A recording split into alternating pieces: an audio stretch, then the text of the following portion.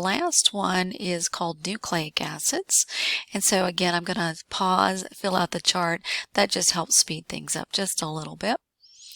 All right, nucleic acids are made of things called nucleotides. And what a nucleotide is, it has a sugar, it has this thing called a phosphate group, and it has a nitrogen base. And so we'll talk about the 5 nitrogen bases. You have DNA, which is a nucleic acid because it stands for deoxyribonucleic acid. It's called that because it has the sugar deoxyribose.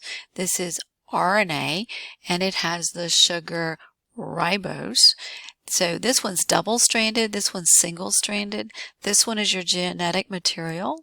This one helps with protein synthesis, which is why the vaccine, being an mRNA vaccine, it's been worked on a long time. So that's how we kind of know it's mRNA is helping with the protein synthesis, and then we got the protein spikes and things on the virus. So the vaccine is pretty amazing, honestly. And then you have ATP.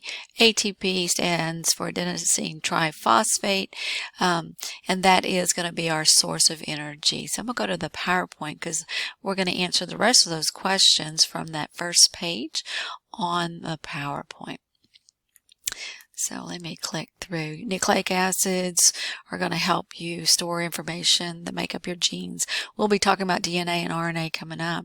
So here's how it looks. It's either deoxyribose or ribose, depending on if it's DNA or RNA.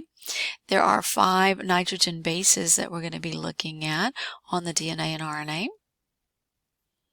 So there's a fancy word for them. All right, so there are 5 different nitrogen bases, and so this is that sugar and phosphate makes up this, but these are where those nitrogen bases are. And you should have learned in biology that the A always goes in DNA. This is a DNA strand that's double-sided. In a DNA strand, A always bonds with T, spells at, and C always goes with G. So A always bonds with T and C always goes with G, and they're connected by a hydrogen bond. You don't need to know that.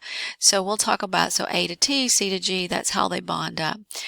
RNA is a little different because RNA doesn't have the T, which is thymine. So instead of A to T, it's A to U because it's uracil. So there are 5 of them. Let me click the next page. So here are our 5. This is a question on your sheet. The 5 is cytosine, thymine, and uracil. So notice that the T is in the DNA and the U is in the RNA. Adenine and guanine. So those are our 5 nitrogen bases. And so if we're in a DNA strand, A, whoops, I was saying A and writing T. A always goes to T. So adenine and thymine always go together. In an RNA strand, it still has adenine, but it doesn't have the T, so it goes to U. So A and U go together, uracil. And so C, which is cytosine, always bonds with guanine. RNA has that, so C always goes to G. So we'd like you to know that. There's a question like that on your test. Okay, A to T, C to G if it's DNA, A to U, C to G if it's in. And I'll give you the words, but if you can memorize that, you'll know which word it was. I won't give you 2 A words or 2 T words. That would be kind of cruel. So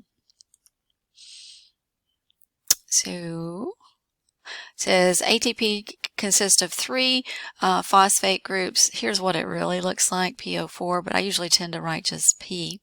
And so it has a sugar, and it has a nitrogen base as well. So it is actually considered a nucleic acid. So we're going to learn these 2 words, which are the last 2 words on the sheet. Phosphorylation is when you add a phosphate group is added to the molecule. So phosphorylation, you're adding a phosphate.